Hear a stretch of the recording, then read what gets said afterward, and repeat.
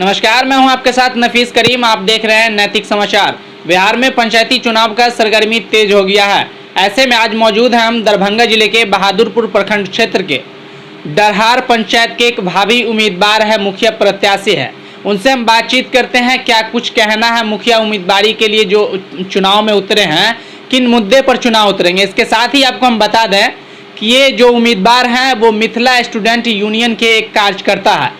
आप सभी को जानकारी होगा कि मिथिला स्टूडेंट यूनियन वो संगठन है जो विकास के मुद्दे पर लगातार वो संघर्ष किए हैं, लगातार आंदोलन किए हैं, लगातार अनशन पर बैठे हैं। और ऐसे में ज़्यादातर जो जनप्रतिनिधि हैं उनके खिलाफ अनशन पर ज़्यादा बैठे हैं। यानी इन लोगों का साफ मकसद है कि विकास सही हो, यानी काम हो। ऐसे में मिथिला स्टूडेंट यूनियन खुद ही पंचायत चुनाव में उतरी है। क्या आप किस तरीके से काम करेंगे, क्या वाकई में विकास करेंगे, इसके साथ ही सभी सवाल हम करेंगे इनसे और जानते हैं कि क्या चुनावी उद्देश्य क्या है, क्या मतलब है, किन मुद्दों के साथ चुनाव लड़ेंगे। सबसे पहले नैतिक समाचार पर आपका बहुत बहुत स्वागत है। जी, बहुत बहुत धन्यवाद आपका कि आप नैतिक समाचार ने हमें उस योग्य समझा कि आज आकर के हमारा इंटरव्यू इन्होंने लिया, तो इसके लिए बहुत बहुत धन्यवाद। और मैं इस नैतिक समाचार के एक एक कार्यकर्ता का और इस समाचार के चैनल का उज्जवल भविष्य का कामना करता हूं। और आपका बहुत अच्छा प्रश्न रहा कि आप किस मुद्दे को लेकर के पंचायत चुनाव में आ रहे हैं और क्या आपके पंचायत चुनाव में आने के बाद आपके पंचायत का विकास होगा या नहीं होगा। तो मैं आपको बता दूं कि जज्बातों के ईंधन से घर का चूल्हा नहीं जलता है। जज्बातों के ईंधन से अगर मैं सोचूं, मैं मान के चलूं, अगर मैं मैं एक प्रतिनिधि बन के नहीं आऊँगा पंचायत में, तो मैं सिर्फ सोचूंगा कि मेरे पंचायत में विकास हो और मैं लड़ूंगा अभी के जो वर्तमान प्रतिनिधि हैं उनके खिलाफ, लेकिन उससे ज़्यादा मैं नहीं कुछ कर पाऊंगा। उससे ज़्यादा अगर कुछ कोई करेंगे तो वो जो वर्तमान के जनप्रतिनिधि जीते हुए हैं वही कर सकते हैं। और एक कहावत है बहुत अच्छा, रोटी पान और राजा हमेशा अलटते पलटते रहना चाहिए। रोटी को अगर आप नहीं पलटेंगे तो वो जल जाएगा, पान को अगर आप नहीं पलटेंगे तो वो जल जाएगा, रोटी जल जाएगा, पान सड़ जाएगा। अगर राजा को आप नहीं बदलेंगे तो वो राजा निरंकुश हो जाएगा। तो परिवर्तन संसार का नियम है और हर पंचायत, हर क्षेत्र, हर समाज परिवर्तन चाहती है। तो हम लोग एक परिवर्तन के रूप में पंचायत में अपना दावेदारी पेश कर रहे हैं और जनता के हाथों में है कि अगर वो परिवर्तन चाहते हैं। चूँकि जब हम लोग अभी प्रतिनिधि नहीं हैं या फिर हम लोग अभी वर्तमान में किसी भी पद पे नहीं हैं, पदयुक्त हैं, मुखिया नहीं है, जिला परिषद नहीं है, पंचायत समिति नहीं है, जितने भी पद हैं उनसे पदयुक्त हैं, फिर भी हम लोगों ने लगातार संघर्ष करके आमचूल बदलाव जो है सो हर पंचायत, हर गाँव, हर शहर में लाने का काम किया। देख सकते हैं आप, बगल में हमारा प्रखंड मुख्यालय है।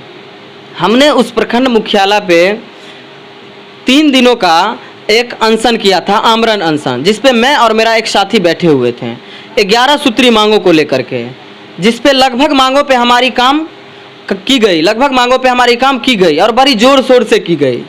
जिसमें हमारा एक मांग था प्रखंड मुख्यालय का सौंदर्यीकरण।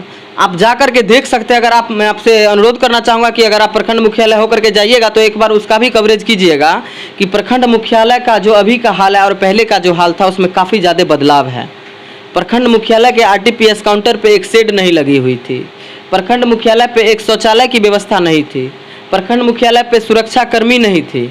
लेकिन आज के तारीख में जब हमने अनशन किया, हमने सोचा, हमने चाहा, तो हम लोगों को अनशन करना क्यों पड़ा? क्योंकि हम वहाँ पे सिर्फ मैं एक जनप्रतिनिधि था नहीं, तो मैं तो बस सवाल किया। सवाल से जब हमको जवाब नहीं मिला तो हमने उनसे प्रश्न के साथ उनसे लड़ना शुरू किया उनके साथ। तो जब लड़ाई लड़ा तो हमारी जीत हुई और हमने जीत हासिल करके प्रखंड का सौंदर्यीकरण किया। उसमें से एक मांग, उस 11 सूत्री मांगों से एक मांग हमारे पंचायत की जो पुस्तकालय है। मैं आपको एक कहानी बता दूंगा, छोटी सी कहानी है। मैं अपने पंचायत के पुस्तकालय होकर के गुजर रहा था और काफ़ी तेज बारिश हो रही थी। पुस्तकालय में मैं बारिश से बचने के लिए, पानी से भीगने से बचने के लिए पुस्तकालय में गया।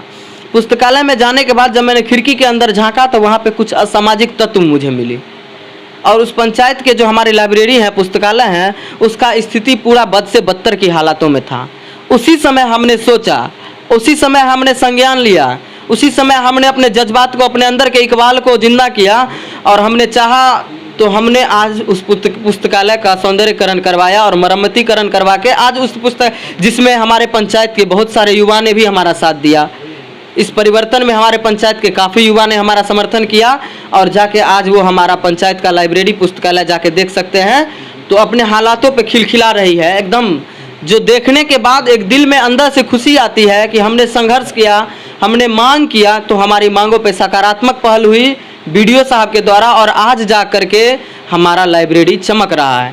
तो सबसे पहले कुछ करने के लिए कुछ खोना पड़ता है, कुछ पाने के लिए कुछ खोना पड़ता है और कुछ खोने के लिए कुछ करना पड़ता है।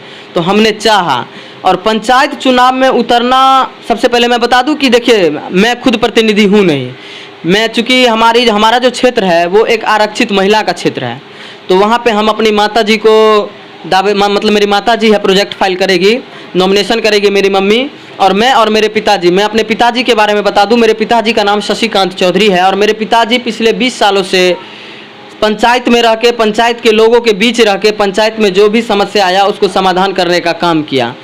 तब जाके आज उनको लगा कि क्यों ना मैं एक अपना किस्मत आजमाऊं और मैं एक बार पंचायत चुनाव में खड़ा हूं। और हमारा संगठन इस बार विभिन्न पंचायत से अपना जनप्रतिनिधि दे रहा है। उसी अंतराल जब हमारे संगठन के वरीय पदाधिकारी हमारे पंचायत में आए, तो उन्होंने जब हमारा काम देखा, तो हमारे काम को देखते हुए हमारे वरीय पदाधिकारी संगठन के हमें मतलब मुझे और मेरे पिताजी को बुला करके हमें अपने पंचायत का मुखिया प्रत्याशी घोषित किया। तो आज हम मुखिया प्रत्याशी हो करके, मेरी माँ है मुखिया प्रत्याशी और अपने पंचायत से दावेदारी पेश कर रहे हैं। यानी कि एमएसयू ने आपको मुखिया प्रत्याशी बनाया? जी, मेरे मिथिला स्टूडेंट यूनियन, मेरे संगठन ने मुझे मुखिया प्रत्याशी बनाया। और मैंने अभी बताया कि मेरे पिताजी पिछले 20 सालों से पंचायत में रहकर पंचायत वासियों की समस्या को सुनते हुए जहाँ तक उनसे सक्षम हुआ वहाँ तक, मैं पहले ही बता दिया कि वो अभी जनप्रतिनिधि तो है नहीं, पद पे तो है नहीं, तो जहाँ तक सक्षम हुआ वो अपना काम किए हैं। मैं अपने बारे में भी बता दूं, पिछले 3 साल से मैं संगठन में हूं और पिछले 3 साल से सक्रियता से काम कर रहा हूं। मैं अभी वर्तमान में बहादुरपुर प्रखंड का उपाध्यक्ष हूं मिथिला स्टूडेंट यूनियन का। तो हमारे पंचायत में नहीं है, पूरे प्रखंड में जब भी किन्हीं को किसी भी तरह की समस्या आती है तो रात हो या दिन 24 घंटे हमेशा मैं उनके साथ खड़ा रहता हूं और जहां तक हमसे सक्षम हो पाती है मैं उनके उस समस्या को अपना समस्या समझकर उनको हल करने में लग जाता हूं। चाहे वो डीएमसीएच हो, यूनिवर्सिटी हो या पंचायत के बहुत सारे छात्र छात्राएं हैं, उनको यूनिवर्सिटी और महाविद्यालय में भी परेशानी होती है, लेकिन फिर भी मैं महाविद्यालय और यूनिवर्सिटी का दौरा लगाता हूं और उनके काम को अपने तरीकों से सही ढंग से जल्द करवा के दिखा देता हूं। चलिए आप पंचायत चुनाव पर आइए, आपके पंचायत में कितना विकास का काम हुआ? देखिए हमारे पंचायत में जो विकास का काम आप बात कर रहे हैं, तो हमें तो कुछ ऐसा दिख नहीं रहा है। नल, जल और गली नली ही सिर्फ एक पंचायत को समृद्ध और संपन्न नहीं बना सकती है।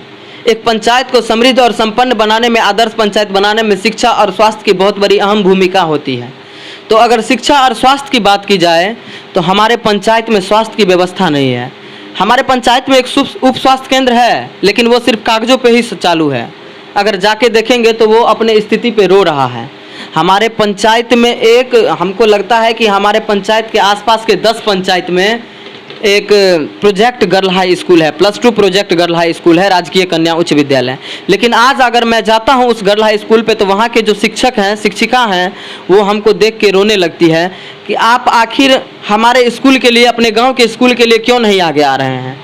हमारे गांव की जो स्कूल है, हम पहले बताया कि हम कुछ है नहीं, हम एक आम जनता हैं, तो हम सिर्फ सवाल करते हैं अपने प्रतिनिधि से। तो मैंने सवाल किया, मैंने एक ज्ञापन भी सौंपा हूँ, मैं एक ज्ञापन भी सौंप चुका हूँ इस स्कूल के लिए। हमारे ही पंचायत में वो प्रोजेक्ट गर्ल हाई स्कूल है, जिस पंचायत की बेटी आरती कुमारी उसी गर्ल हाई स्कूल से पढ़ के कौन बनेगा करोड़पति के हॉट सीट पे बैठ करके कुछ पैसे, कुछ रकम याद नहीं है ठीक से हमको, जीती हुई है उसी स्कूल से पढ़ करके। लेकिन आज वो स्कूल अपने स्थिति पे रो रहा है, उसी स्कूल की वो छात्राएं हैं और हम पंचायत वालों इस पे ध्यान नहीं दे पाते हैं। हमें बहुत शर्म आता है। मेरी उम्र कम है लेकिन मेरी सोच ऊंची रहती है। मेरी सोच इसलिए ऊंची रहती है क्योंकि वो हमारी संगठन की देन है। हमारे संगठन ने हमको इस तरह से तैयार किया है। हमारे स्कूल को जाकर के देखिएगा, गांव में शिक्षा व्यवस्था आज तक एक भी क्यूज कॉन्टेस्ट ग्रामीण प्रतिभा खोज प्रतियोगिता करके नहीं हुआ, लेकिन पिछले 2 महीना पहले मैंने अपने गांव में ग्रामीण प्रतिभा खोज प्रतियोगिता एक करवाया, जिसमें अनेकों छात्र 150 से ऊपर छात्रों ने हिस्सा लिया और कुछ छात्रों ने इसमें उत्तीर्ण आकर के मैंने उनको प्राइज दिया, उनका मनोबल ऊंचा किया।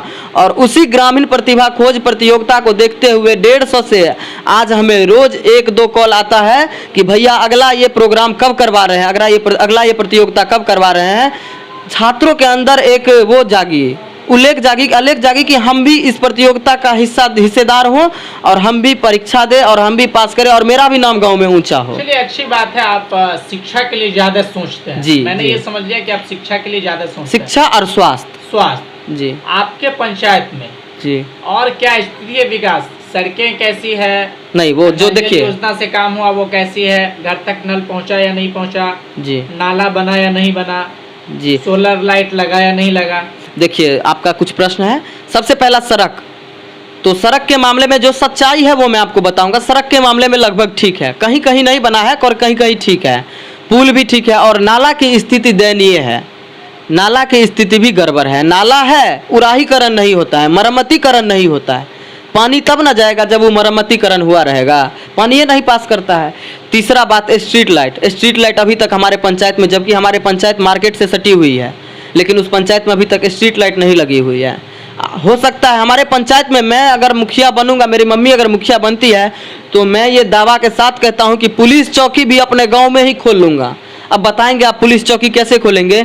जब हम अपने पंचायत के हर एक चौक पे CCTV कैमरा लगा लेंगे तो क्या आपराधिक मामला होगी? क्या शराब माफिया, अगर अपने शराब माफिया जो है वो अपने शराब का धंधा करेंगे? अगर हम वहाँ पे स्ट्रीट लाइट और CCTV कैमरा लगवा देंगे तो परिवर्तन यहाँ होता है। परिवर्तन नल जल गली नली का नहीं होता है। और तीसरा, नल का बात, नल जल योजना की बात करते हैं तो कहीं ना कहीं हमें लगता है कि हमारे पंचायत के मुखिया जी जो हैं वो इस नल जल योजना को लेकर के सक्षम नहीं थे। वो इसीलिए इस नल जल योजना को अपने अंदर में नहीं ले पाए। एक भी वार्ड सदस्य को इस नल जल योजना से कुछ भी लाभ नहीं हुआ, पंचायत समिति को लाभ नहीं हुआ। लाभ हुआ तो सिर्फ इनके जो ठेकेदार हैं और मुखिया जी के जो कुछ भी आदमी हैं उनको लाभ हुआ। मुखिया जी अपने आदमी को PhD के फंड के द्वारा दिलाएं इस नल जल योजना, ना कि वार्ड मेंबर को दिलाएं। और शौचालय का योजना आया, लेकिन मेरे पास सबूत है, मेरे पास वीडियो है। मैं अगर वो वीडियो प्रकाशित आप बोलिएगा तो मैं आपको दूंगा, आप चलवा सकते हैं कि 12,000 मिलता है शौचालय का, 2,000 रुपये ज़बरदस्ती घूस मांगता है आदमी।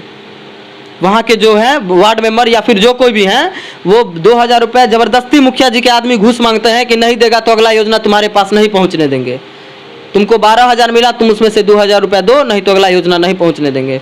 इस तरह की दयनीय स्थिति है हमारे पंचायत में। हमारे पंचायत के जब भी कोई मरीज DMCH में भर्ती होते हैं, उनको रक्त की आवश्यकता होती है तो वो रक्त के बिना मौत हो जाती है। क्या हमारे पंचायत में नौजवान नहीं है जो रक्तदान कर सकते हैं?